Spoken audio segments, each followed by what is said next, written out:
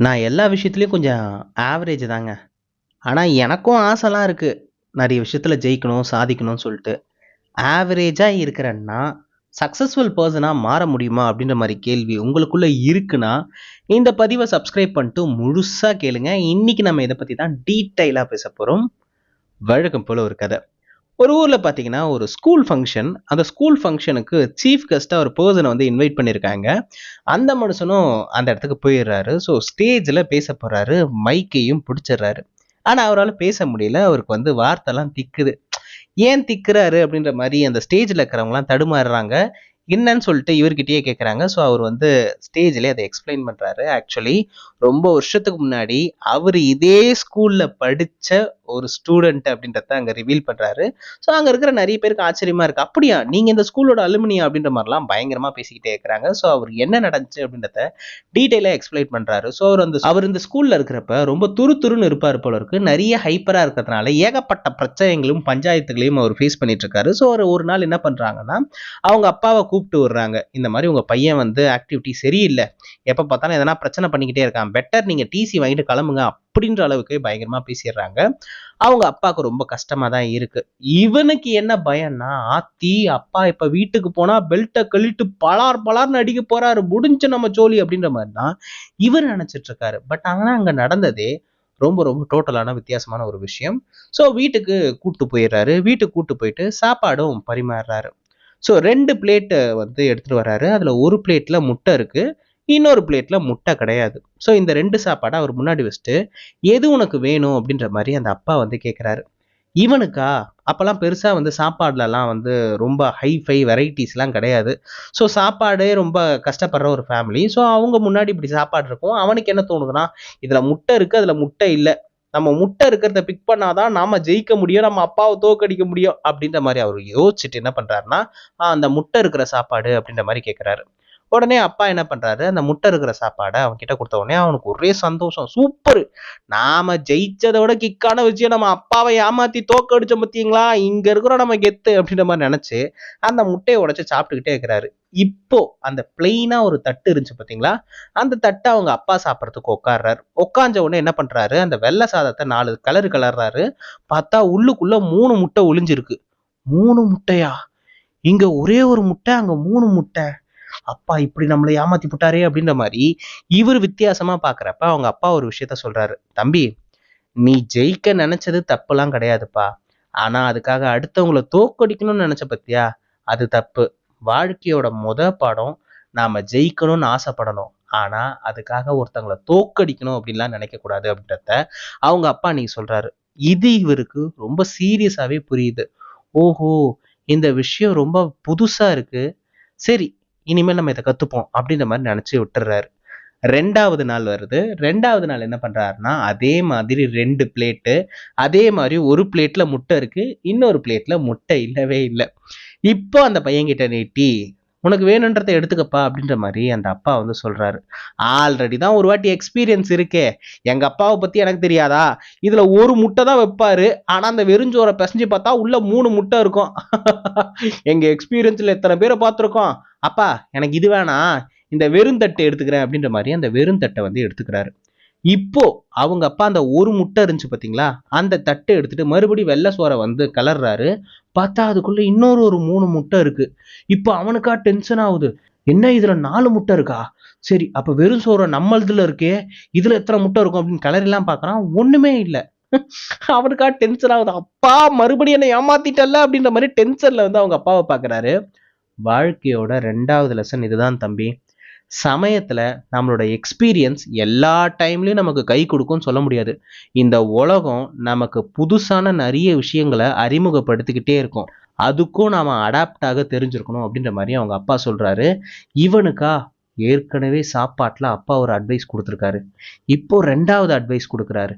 2 விஷயமும் புதுசா இருந்தாலும் யோசிக்கக்கூடிய வகையில தான் இருக்கு அப்படின்றத அந்த பையனும் அக்செப்ட் பண்ணிக்கிறான். 3வது நாள் வருது. வழக்கம் போல தான். அதே சோறு.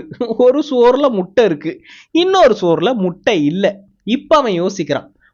வாட்டி முட்டை இருக்கிறத எடுத்தோம். வெறும் சோறுல முட்டை எடுத்தாரு. 2வது வாட்டி முட்டை இருக்கிறத வந்து இது பண்ணியிருந்தோம். அதுலயும் அப்பா தான் முட்டை எடுத்தாரு. இந்த வாட்டி நம்ம எதை எடுக்கிறது? ம். பேசாம சாய்ஸை அப்பா கிட்டே கொடுத்துருவோமா, ஏன்னா நம்ம எடுத்தாதான் நமக்கு பேக் ஃபயர் ஆகுது, அப்பாவே எடுத்துக்கிட்டோம் அப்படின்ற மாதிரி டிசைட் பண்ணிட்டு அவன் என்ன பண்றான்னா அவங்க அப்பா கிட்ட சொல்றான், அப்பா இந்த குடும்பத்துக்காக நீங்க தான் கஷ்டப்படுறீங்க, உங்களுக்கே நல்லா தெரியும் எனக்கு என்ன கொடுக்கணும் என்ன கொடுக்க கூடாதுன்ட்டு.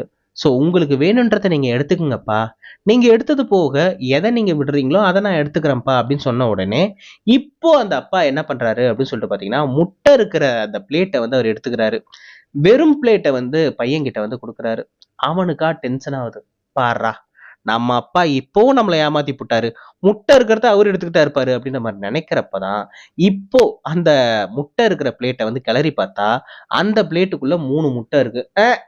அப்ப எந்த வெறும் பிளேட்டு இதுல ஒண்ணு இருக்காது அதுதானே அப்படின்ற மாதிரி அப்பாவே முறைச்சு பார்த்துட்டு இருக்கான்.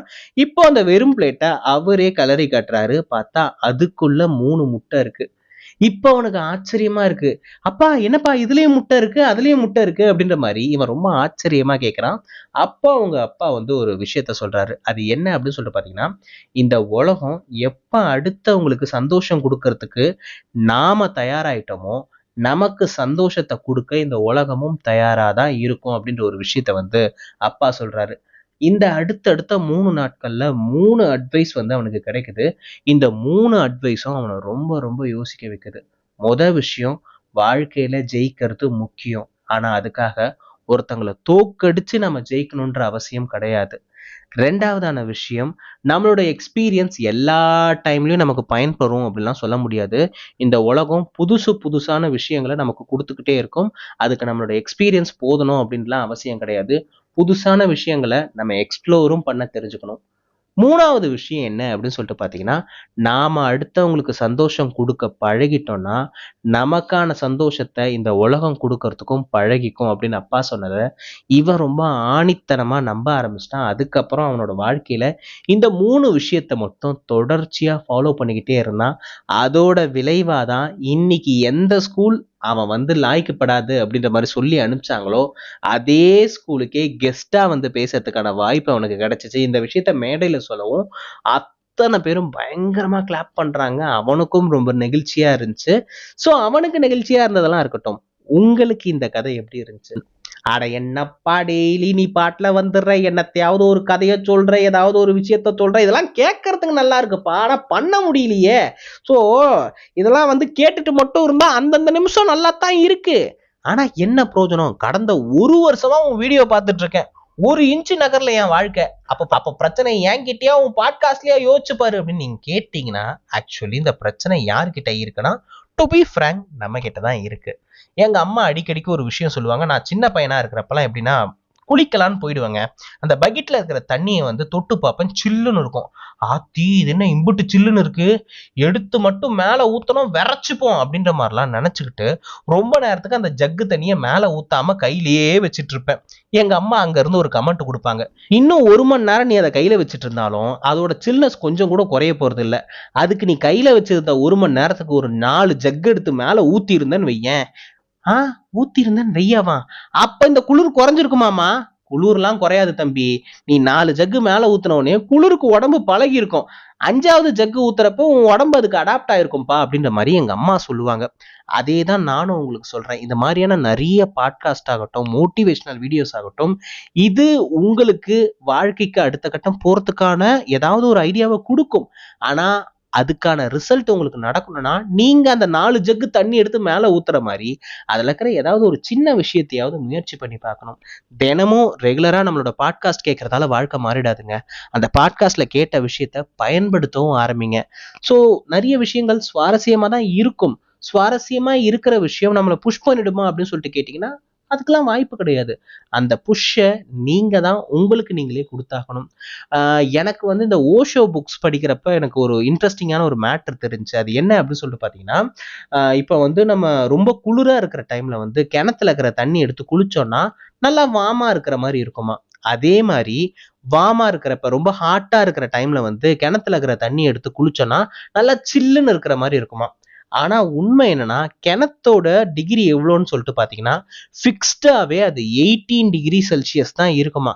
அது குளிர் டைமோ இல்ல வந்து சம்மர் டைமோ அத பத்திலாம் அது கவலை கிடையாது. ஆனா அதோட ஃபிக்ஸ்டு டெம்பரேச்சர் வந்து 18 டிகிரி செல்சியஸ் தான் இருக்கும். ஆனா நம்மளோட மைண்ட் செட்டு ஹாட்டா இருக்கிறப்ப அந்த தண்ணி சில்லுன்னு இருக்கிறதா நினைச்சு நம்மளே குளிக்கிறதால அது சில்லுன்னு இருக்கிற மாதிரி இருக்கான். அதே மாதிரி சில்னஸா இருக்கிற டைம்ல அந்த தண்ணி வந்து வெதுவெதுப்பா இருக்கிற மாதிரி நினைச்சு நம்ம குளிக்கிறதால அது வெதுவெதுப்பா இருக்கான். இது எப்படிடா சாத்தியம் அப்படின்னு சொல்லிட்டு பாத்தீங்கன்னா, நம்மளோட மூளையில எல்லாமே சாத்தியம். நம்ம அதை ப்ரோக்ராம் பண்ணி வைக்கிறதுல தான் இருக்கு. ஸோ அதே மாதிரி நீங்க உங்களோட வாழ்க்கையை பத்தி ஒரு செல்ஃப் இமேஜ் வச்சிருக்கீங்க பாத்தீங்களா, அந்த செல்ஃப் இமேஜை ரீப்ரோக்ராம் பண்ணுங்க. உங்களால எது எதெல்லாம் முடியாதோ அந்த விஷயம்லாம் இனிமேல் முடியும், இப்படி பண்ணா முடியும் அப்படின்ற மாதிரி ஒரு விஷயம் உங்களால முடியாத பட்சத்துல அதை இப்படி பண்ணா முடியும் அப்படின்ற மாதிரி அலைன் பண்ணி கொஞ்சம் கொஞ்சமா வைக்க ஆரம்பிங்க. நீங்க நினைச்சா மட்டும்தான் உங்களோட வாழ்க்கையை மாத்த முடியும்.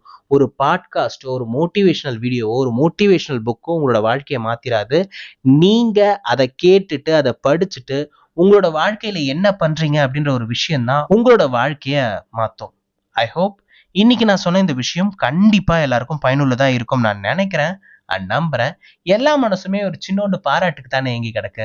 உங்களுக்கு இந்த பதிவை பத்தியோ இல்ல என்ன பத்தியோ ஏதாவது சொல்லணும்னு இருந்துச்சுன்னா அதை மறக்காம கமெண்ட் பாக்ஸ்ல வந்து சொல்லுங்க. உங்களோட ஒவ்வொரு கமெண்ட்டையுமே நான் வாசிச்சுட்டு தான் இருக்கேன். என்னோட ரெகுலர் ஆடியன்ஸ் கிட்ட இருந்து நான் எதிர்பார்க்கறதுல அந்த கமெண்ட்டும் அந்த சப்ஸ்கிரைபர் தான். இந்த 2 விஷயத்துல பண்ணிட்டேன்ப்பா, வேற ஏதாவது பண்ண வேண்டியிருக்கா அப்படின்ற மாதிரி நீங்க கேட்டீங்கன்னா இருக்கு. அது என்னன்னு பாத்தீங்கன்னா, நம்மளோட வீடியோக்கு கீழேயே ஹைப்னு ஒரு பட்டன் இருக்கும். அதை பொத்தனாப்புல நீங்க கிளிக் பண்ணீங்கன்னா உங்களுக்கு இந்த வீடியோ எந்த அளவுக்கு யூஸ் ஆச்சோ அதே மாதிரி இந்த வீடியோ பல பேரோட வாழ்க்கைக்கும் யூஸ் ஆகும். அதை நீங்க நினைச்சா பண்ணலாம். ஸோ அதையும் பண்ணிடுங்க. நான் ஆல்ரெடி சொன்ன மாதிரி நாளைக்கு இன்னொரு ஒரு கதையோடும் கருத்தோடும் டெஃபினட்டா நான் உங்களை வந்து சந்திக்கிறேன். அதுவரை உங்களிடமிருந்து விடைபெறுவது நான் மட்டும்தான். நன்றி.